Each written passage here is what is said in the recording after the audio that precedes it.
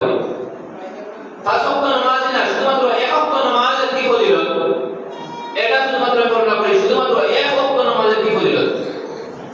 রাসূল করিম সাল্লাল্লাহু আলাইহি ওয়াসাল্লাম যখন ফজরের নামাজে যাইতেন, ফজরের নামাজে যাওয়ার সময় রাসূল করিম সাল্লাল্লাহু আলাইহি ওয়াসাল্লাম ফাতিমা রাদিয়াল্লাহু আনহার সামনে যাইতেন আর গিয়ে এইভাবে ডাকতেন, ফাতিমা আসসালাত, নামাজের সময় হয়ে যাচ্ছে, আলী আসসালাত, নামাজের সময় হয়ে যাচ্ছে, ফাতিমা আমার হাসান আর হুসাইনকে ফজরের নামাজের জন্য বলে দাও, নামাজের সময় হয়ে যাচ্ছে।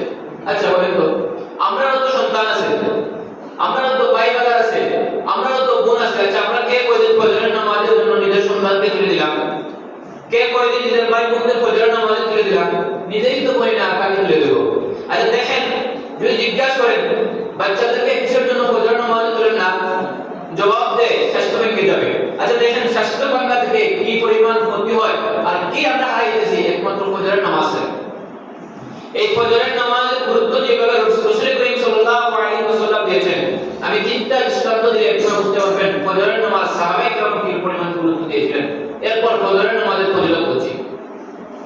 রাসূল করিম সাল্লাল্লাহু আলাইহি ওয়াসাল্লামের দামান হযরত আলী রাদিয়াল্লাহু তাআলা যখন ফজরের নামাজের সময় হইতো, তখন তিনি সাবক অথবা লাঠি নিয়ে ঘর থেকে বের হয়ে যেতেন।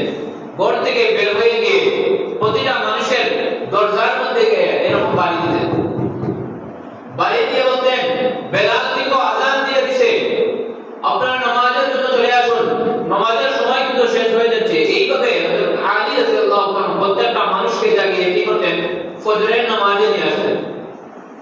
এমনি ভাবে হযরতে উমর ফারুক রাদিয়াল্লাহু তাআলার জামানা, উমর ফারুক রাদিয়াল্লাহু তাআলা মসজিদে নববীর ইমাম ছিলেন।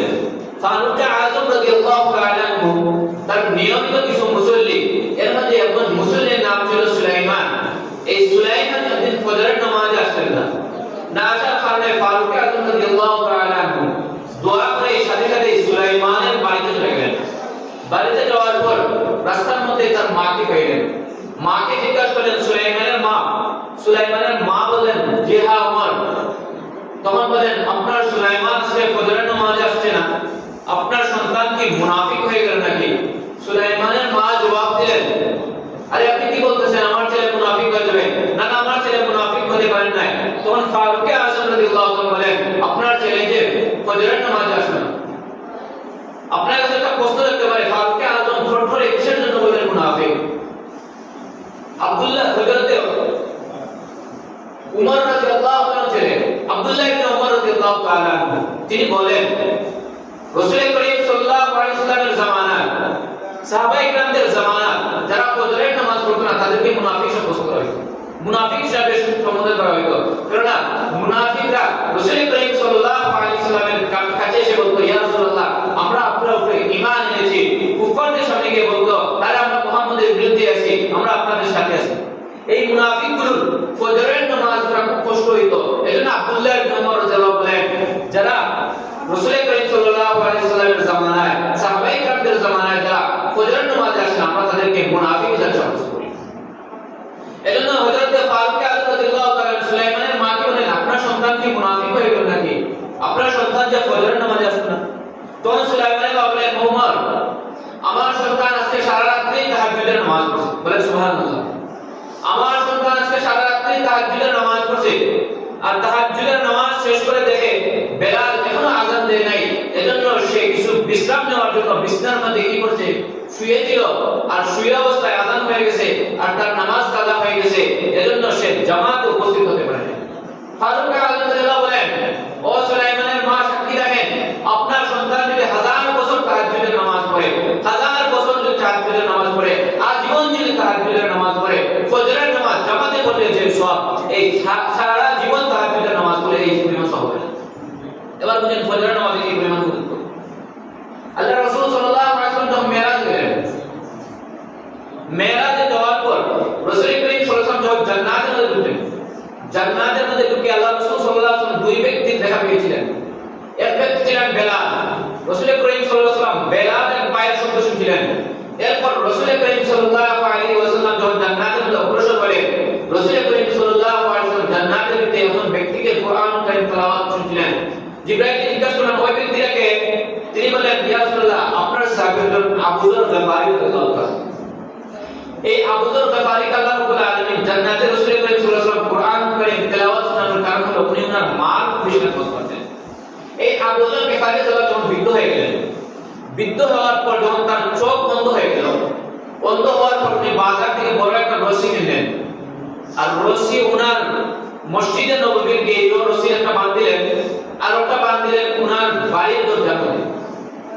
লোকেরা জিজ্ঞাসা করলো আবু যর গফারি আপনি মসজিদে নববীতে একটা রশি বাঁধলেন আর আপনার বাড়িতে রশির আরেক মাথা বাঁধলেন, বিষয়টা বুঝলাম না।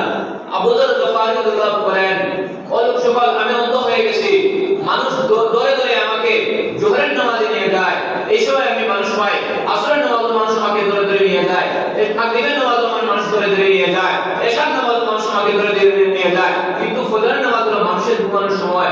আমি যদি কি করি একটা ওয়াক্ত ফজরের নামাজ ছেড়ে ফেলি, কিয়ামতের ময়দানে আল্লাহ রাব্বুল আলামিন যদি বলেন ও আবু যর গফারি কিসের জন্য একটা রাকাত ফজরের নামাজ তাকবীর ওয়ালা পড়তে গেল, কিসের জন্য ছুটে গেল একদিনের ফজরের তাকবীর ওয়ালা, আমি আল্লাহ রাব্বুল আলামিনের কাছে কি জবাব দেব?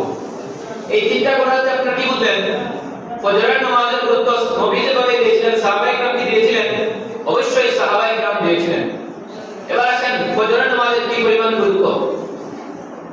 রাসূল করিম সাল্লাল্লাহু আলাইহি ওয়াসাল্লাম হযরত আব্দুল্লাহ ইবনে আব্বাস রাদিয়াল্লাহু আনহু তিনি বলেন রাসূল করিম সাল্লাল্লাহু আলাইহি ওয়াসাল্লাম একদিন মসজিদে নববীতে আসেন, আর এই সময় সাহাবায়ে কেরাম মসজিদের মধ্যে বসা ছিলেন। তখন রাসূল করিম সাল্লাল্লাহু আলাইহি ওয়াসাল্লাম তাদের উদ্দেশ্য করে বললেন তোমরা কি জান্নাতের মধ্যে বিল্ডিং এর তালা বাড়িতে চাও? জান্নাতের মধ্যে কারো বিল্ডিং এর তালা হবে 100 তালা, যারা মুজাহিদ তাদের আল্লাহ রাব্বুল আলামিন 100 তালা বিল্ডিং এর দান করবেন, আর একটা তালা হলো জমিন থেকে নিয়ে আসমান পর্যন্ত, এতটুকু উঁচা একটা বিল্ডিং তালা। রাসূল করিম সাল্লাল্লাহু আলাইহি ওয়াসাল্লাম তোমরা কি জান্নাতের মধ্যে বিল্ডিং এর তালা বাড়িতে চাও?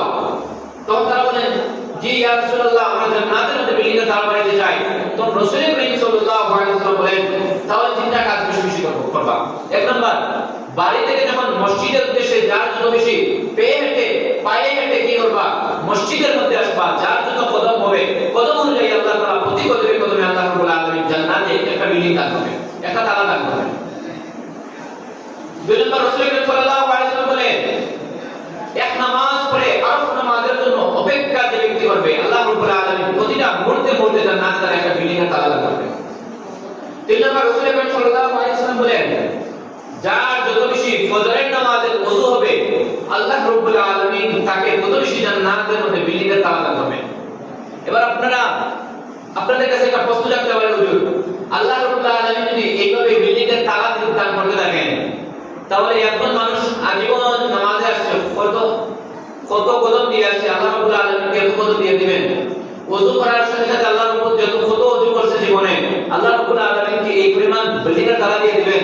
এই পরিমাণ জাকাত আল্লাহ রাব্বুল আলামিনের আছে। আপনাদের একটা প্রশ্ন জাগতে পারে, আপনাদের প্রশ্নের জবাব রাসূল সাল্লাল্লাহু আলাইহি ওয়াসাল্লাম বলেন দুনিয়ার সমস্ত মানুষকে যদি এক মাটির মধ্যে কি করা হয় জমা করা হয়, আর তাদের হায়াত যদি কিয়ামত পর্যন্ত দান করা হয়, আর তারা যদি কিয়ামত পর্যন্ত আল্লাহ রাব্বুল আলামিনের কাছে চাইতে থাকে, যার যে কিছু মনে যা চায় তাও যদি আল্লাহ রাব্বুল আলামিনের কাছে চাইতে থাকে, আর সবার পর আল্লাহ রাব্বুল আলামিন সবাইকে যদি তার মনের চাহিদা মতো দিয়ে দেন, এরপর রাসূল করিম সাল্লাল্লাহু আলাইহি ওয়াসাল্লাম বলেন সবাইকে দেওয়ার পর আল্লাহ রাব্বুল আলামিনের খাজানাতে কি পরিমাণ কমে জানেন? সমুদ্রের ভিতরে একটা সুই নিক্ষেপ করলে সুইয়ের আগা থেকে এক ফোঁটা পানি যেভাবে আসবে এই পরিমাণও আল্লাহ রাব্বুল আলামিনের খাজানা থেকে দিবেন। এবার বুঝেন আল্লাহ রাব্বুল আলামিনের সৃষ্টি জগৎ, আল্লাহ রাব্বুল আলামিনের জমিন আসমান কি পরিমাণ বিশাল। তো বলছিলাম ফজরের নামাজের ওযু মূল্যবান এই হয়, যদি ফজরের নামাজের ওযু করলে যদি আল্লাহ রাব্বুল আলামিন জান্নাতের মধ্যে বিল্ডিং দেন, যার যত বেশি ফজরের নামাজের ওযু হবে তত বেশি যদি আল্লাহ রাব্বুল আলামিন জান্নাতের মধ্যে মানুষকে বিল্ডিং দান করেন, তাহলে ফজরের নামাজের সুন্নতে কি পরিমাণ দান? এবার দেখেন সুন্নতে কি পরিমাণ দান। আব্দুল্লাহ ইবনে আব্বাস রাদিয়াল্লাহু আনহু তিনি বলেন রাসূল সাল্লাল্লাহু আলাইহি ওয়াসাল্লাম বলেছেন কোন ব্যক্তি যদি ফজরের নামাজের উদ্দেশ্যে 2 রাকাত ফজরের নামাজের সুন্নাত পড়ে, আদম আলাইহিস সালাম থেকে নিয়ে কিয়ামতের আগ পর্যন্ত দুনিয়ার মধ্যে যত স্বর্ণ আছে, যত রূপা আছে, যত হীরা আছে, যত মণিমুক্তা আছে সবগুলো যদি এক পাল্লায় তোলা হয়, রাসূল করিম সাল্লাল্লাহু আলাইহি ওয়াসাল্লাম বলেছেন ফজরের নামাজের সুন্নাত এর চেয়ে বেশি দাম। বর্তমান বাজারে একবারই স্বর্ণের দাম কত 2 লক্ষ টাকা। আপনারা চিন্তা করেন আদম আলাইহিস সালাম থেকে নিয়ে কিয়ামত পর্যন্ত যত স্বর্ণ, যত হীরা, যত মণিমুক্তা আছে সব যদি এক পাল্লায় তোলা হয় তার যে দাম হবে, রাসূল করিম সাল্লাল্লাহু আলাইহি ওয়াসাল্লাম বলেন ফজরের নামাজের সুন্নাত পড়লে এর চেয়ে বেশি দাম। এবার চিন্তা করেন আমরা কি হারাইতেছি, কি হারাইতেছি আমরা জীবন থেকে। আপনারা চিন্তা করুন আমাদের বাচ্চা কি হারাইতেছে, আমাদের এই মহামূল্যবান সম্পদ কি হারাইতেছে। এবার একটু চিন্তা করেন। এবার বলেন যদি ফজরের ওযুর করে যদি ফজিলত যদি এই হয়, ফজরের ওযু করলে যদি আল্লাহ রাব্বুল আলামিন জান্নাতে মানুষকে বিল্ডিং দান করবেন, আর সুন্নাত করলে যদি আল্লাহ রাব্বুল আলামিন দুনিয়ার সমস্ত স্বর্ণের চেয়ে বেশি দাম হয়ে যায়, তাহলে ফজরের নামাজের কি পরিমাণ ফজিলত।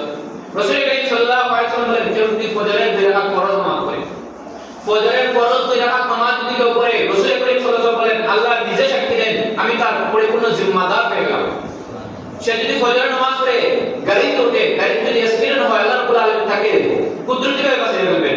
সে যদি নৌকায় ওঠে, নৌকা যদি অ্যাক্সিডেন্ট করে আল্লাহ রাব্বুল আলামিন কুদরতিভাবে তাকে বাঁচিয়ে ফেলবেন। সে যদি কোনো বিল্ডিং এ গিয়ে ঢোকে আর বিল্ডিং এর মধ্যে আগুন ধরিয়ে দেয়, আল্লাহ রাব্বুল আলামিন তার কুদরতিভাবে কি করবেন, তাকে বাঁচিয়ে ফেলবেন। এবার আপনাদের মধ্যে একটা প্রশ্ন রাখতে পারে হুজুর আমরা তো অনেক মানুষকে দেখছি ফজরের নামাজ পড়ে অ্যাক্সিডেন্ট করছে, এটা আপনাদের প্রশ্ন জাগতে পারে হুজুর এরকম তো আছে ফজরের নামাজ পড়ে মানুষ অ্যাক্সিডেন্ট করে, আপনি যে বললেন আল্লাহ রাব্বুল আলামিন জিম্মাদার হয়ে যান। তো ভাই তকদীর এমন একটা জিনিস, তকদীরে যদি কারো টাকা থাকে গাড়িতে অ্যাক্সিডেন্ট করে মারা যাবে, সেটা তো ভিন্ন কথা।